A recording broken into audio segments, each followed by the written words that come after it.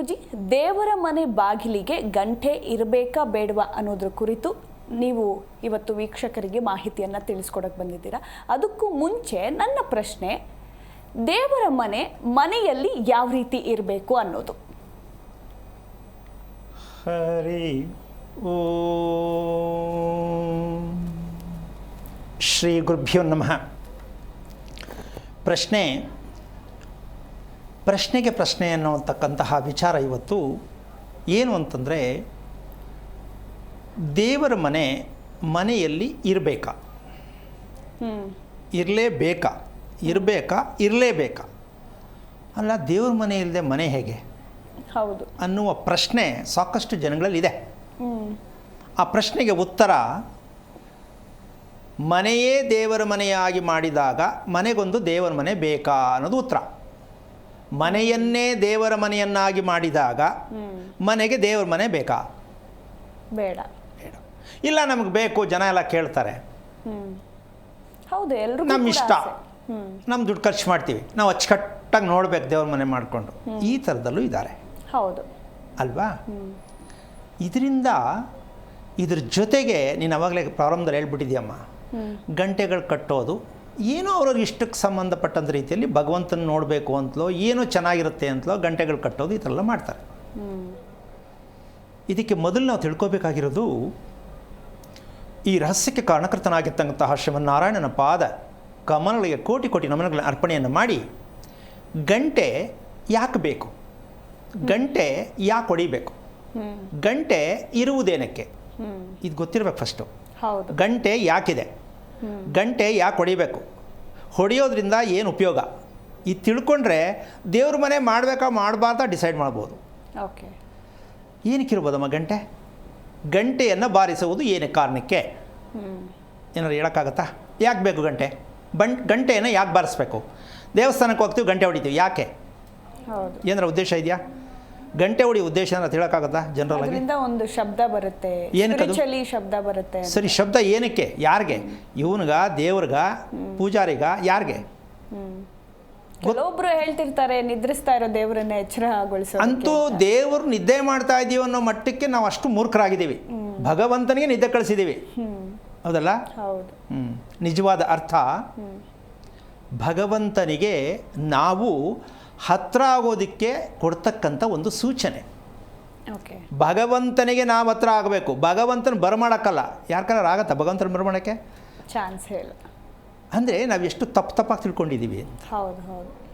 ಭಗವಂತನಿಗೆ ನಾವು ಹತ್ರವಾಗೋದಕ್ಕೆ ಆ ಶಬ್ದವನ್ನು ಮಾಡಬೇಕು. ಆ ಶಬ್ದವನ್ನು ಹೇಗೆ ಮಾಡಬೇಕಿತ್ತು, ಮಾಡ್ತಾ ಇದ್ದೀವಿ, ಅದು ತಿಳ್ಕೊಬೇಕಾಗತ್ತೆ. ನೋಡಿ, ಇಲ್ಲಿ ಗಂಟೆಗಳು ಕಟ್ಟಿದ್ದಾರೆ,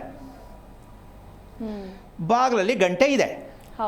ಏನು ಉದ್ದೇಶನೋ, ಅವ್ರ ಖುಷಿನೋ, ಡಿಸೈನೋ ಏನೋ ಒಂದು ಅಂದ್ಕೊಂಡು ಮಾಡಿರ್ತಾರೆ. ಈಗ ಅಲ್ಲಿರೋ ಗಂಟೆ ಎಲ್ಲವೂ ಒಂದೇ ರೀತಿ ಶಬ್ದ ಇರಲ್ಲ, ಒಂದೊಂದು ಗಂಟೆ ಒಂದೊಂದು ರೀತಿ ಶಬ್ದ ಬರುತ್ತೆ. ಇದಕ್ಕೆ ಪ್ರೇತ ಅಂದಕ್ಕೆ ಏನು ಹೇಳ್ತೀವಿ ನಾವು ಅಂದ್ರೆ ಪ್ರೇತಗಳು ಅಂತ ಹೇಳ್ತೀವಿ. ಕೆಲವು ಗಂಟೆ ಹೊಡೆದ್ರೆ ಬೇಜಾರಾಗುತ್ತೆ, ಇನ್ನೂ ಸುಮ್ಮನೆ ತಲೆನೋವು. ಕೆಲವು ಗಂಟೆ ಕೇಳಿದ್ರೆ ಎಷ್ಟು ಚೆನ್ನಾಗೈತಲ್ವಾ, ಹಿಂಪಾಗಿರುತ್ತೆ ಅಲ್ವಾ? ಅದರಲ್ಲಿ ಓಂಕಾರನೇ ಬರಬೇಕು. ಓಂಕಾರ ಇಲ್ಲದೆ ಇರತಕ್ಕಂಥ ಗಂಟೆನೇ ಅಲ್ಲ ಅದು. ಎಷ್ಟು ಜನ ಮನೆಯಲ್ಲಿ ಇಟ್ಟಿರ್ತಕ್ಕಂಥ ಗಂಟೆಯಲ್ಲಿ ಓಂಕಾರ ಬರುತ್ತೆ. ಓಂಕಾರ ಬರುವ ಗಂಟೆ ಯಾವುದು ಗೊತ್ತಿದೆಯಲ್ವಾ? ಗೊತ್ತಿರಬೇಕಲ್ಲ, ಮಾಡೋನಿಗೆ ಗೊತ್ತಿದೆಯೋ ಇಲ್ವೋ ನನಗೆ ಡೌಟು. ಓಂಕಾರ ಬರುವಂಥ ಗಂಟೆ ಯಾಕೆ ಒಂದು ಡೌಟ್ ಇದೆ, ಮಾಡ್ತಾ ಇದ್ದಾನ ಇಲ್ಲ ಅಂತಂದರೆ, ಜನ ಅಷ್ಟು ದುಡ್ಡು ಕೊಟ್ಟು ತಗೊಳ್ಳಲ್ಲ. ಮೆಡಿಕಲ್ ಸ್ಟೋರ್ಗೆ ಹೋಗಿ ಮಾತ್ರೆಗೆ ಏನು ಕೇಳ್ತಾರೆ, ಬಾಲ್ಗಿಲ್ದೆ ದುಡ್ಡು ಕೊಡ್ತಾರೆ. ಎಳ್ನೀರ ಹತ್ರ ಹೋಗ್ಬಿಟ್ಟು 5 ರೂಪಾಯಿ ಕಮ್ಮಿ ಮಾಡ್ಕೊ ಅಂತಾರೆ. ಅಂಥ ಬುದ್ಧಿ ನಮ್ಮದು. ಹೌದು. ದೇಹಕ್ಕೆ ಬೇಕಾಗಿರ್ತಕ್ಕಂಥದ್ದು ಅಮೃತ, ಅದು ಅಲ್ಲೇ 5 ರೂಪಾಯಿ ಕಮ್ಮಿ. ಔಷಧಿ ನಮ್ಮ ದೇಹಕ್ಕೆ ಬೇಕಿಲ್ಲ, ಅಲ್ಲಿ ಹೇಳಿದಷ್ಟು ಕೊಟ್ಬಿಟ್ಟು ಸೌಂಡ್ ಇಲ್ಲದೆ ಬಂದ್ಬಿಡ್ತಾರೆ. ಇದು ನಮ್ಮ ಅಭ್ಯಾಸ, ನಿಜ. ಸೊ ಯಾಕೆ ಉದಾಹರಣೆ ಹೇಳ್ತೀನಿ ಅಂತಂದರೆ, ನಾವು ನಿಜಕ್ಕೂ ಜೀವನದಲ್ಲಿ ನಾವು ಎಷ್ಟು ಮಟ್ಟಿಗೆ ವಿಚಾರಗಳನ್ನು ತಿಳಿದು ಬದುಕ್ತಾ ಇದ್ದೀವಿ. ಹೌದು. ಇದನ್ನು ಪ್ರತಿ ಕ್ಷಣದಲ್ಲೂ ಪ್ರತಿಯೊಬ್ಬ ಮನುಷ್ಯನಾದವನು ಯೋಚಿಸಿ ಬದುಕುವುದಾದರೆ ಅವನ ಬದುಕು ಬಂಗಾರವಾಗತ್ತೆ. ಮನಸ್ಸಿಗೆ ಬಂದಂತೆ ಮಾತು, ಮನಸ್ಸಿಗೆ ಬಂದಾಗ ಕೆಲಸ, ಮನಸ್ಸಿಗೆ ಬಂದಾಗ ಊಟ, ಈ ನಿರ್ಧಾರಗಳಿದೆಯಲ್ಲ, ಇದು ಅಜ್ಞಾನತ್ವದಲ್ಲಿರ್ತಕ್ಕಂತಹ ಪರಮಾವಧಿ. ಅವ್ರನ್ನ ಮಾತಾಡ್ಸೋಕ್ಕಾಗಲ್ಲ, ಅವ್ರಿಗೇನು ಹೇಳೋಕ್ಕಾಗಲ್ಲ, ಅವ್ರನ್ನ ಸರಿ ಮಾಡೋಕ್ಕಾಗಲ್ಲ. ಈ ಥರದವ್ರು ತುಂಬ ಹೆಚ್ಚು ಕಮ್ಮಿ ನಮ್ಮ ದೇಶದಲ್ಲಿ ಉಳ್ಕೊಂಡ್ರೆ 80 ಭಾಗ ಇದ್ದಾರೆ ಅಂತ ಅನ್ಕೋಬೋದು. 80 ಭಾಗ, 20 ಡೌಟೇ ನನ್ನ ಪ್ರಕಾರ. 80 ಭಾಗ ಈ ಥರದಲ್ಲೇ ಇರೋದು, ಒಂದಕ್ಕೊಂದು ವಾದ. ಅದ್ಯಾಕೆ ದೇವಸ್ಥಾನಕ್ಕೆ ಹೋಗಬೇಕು, ಎಷ್ಟು ಜನ ಇಲ್ಲ. ಹಾಂ, ಆಮೇಲೆ ಏನಾದ್ರು ವಿಷಯ ಹೇಳ್ತಾ ಇದ್ದೀವಲ್ಲ, ಸ್ವಲ್ಪ ವಿಚಾರನ ನೇರಾಗಿ ಹೇಳ್ಬಿಡ್ಬೇಕಪ್ಪ, ಎಲ್ಲ ಸ್ವಲ್ಪ ಬಿಟ್ಟು ಹೇಳ್ಬಿಟ್ಬಿಡ್ತೀರಲ್ಲ ಅನ್ನೋ ಜನ ಎಷ್ಟೋ ಜನ ಇದ್ದಾರೆ.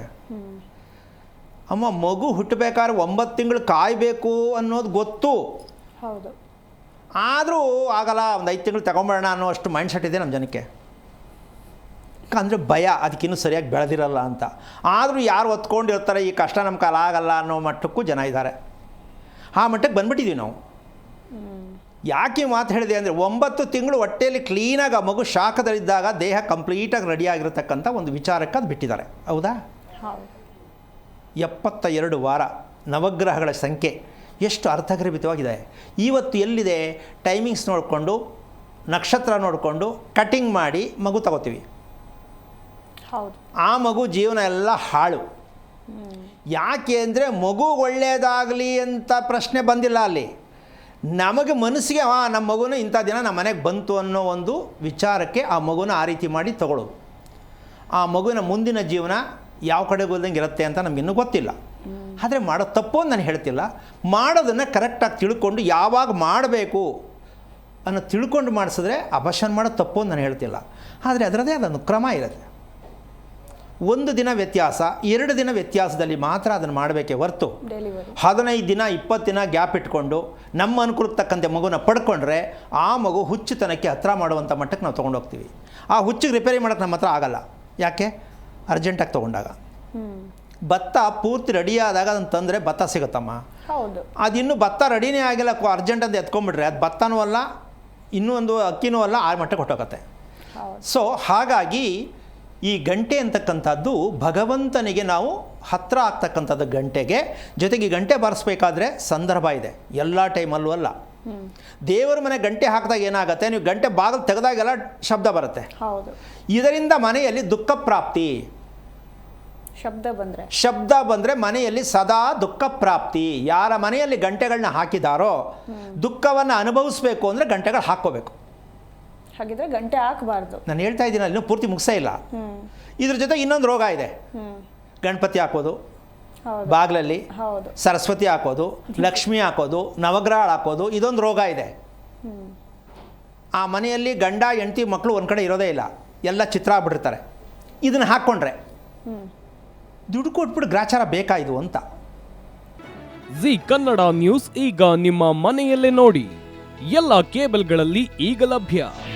ನಿಮ್ಮ ನೆಚ್ಚಿನ ಜಿ ಕನ್ನಡ ನ್ಯೂಸ್ ಈಗ ಸನ್ ಡೈರೆಕ್ಟ್ ನಲ್ಲಿ number 292, Tata Play number 1664, Jio TV number 1334, NXT Digital number 30, In Cable number 30, City Networks 51, U Digital number 162, GTPL number 17, Rockline Telecommunications number 42, Shri Basaveshwara cable number 168, rural cable network 60, Vinayaka digital 57, Abhishek cable 821, city channel 53, Siddeshwara cable network 57, ವಿ4 digital infotech 628, Surya digital networks 53, Gajanan digital number 836, Malnad Infotech Private Limited number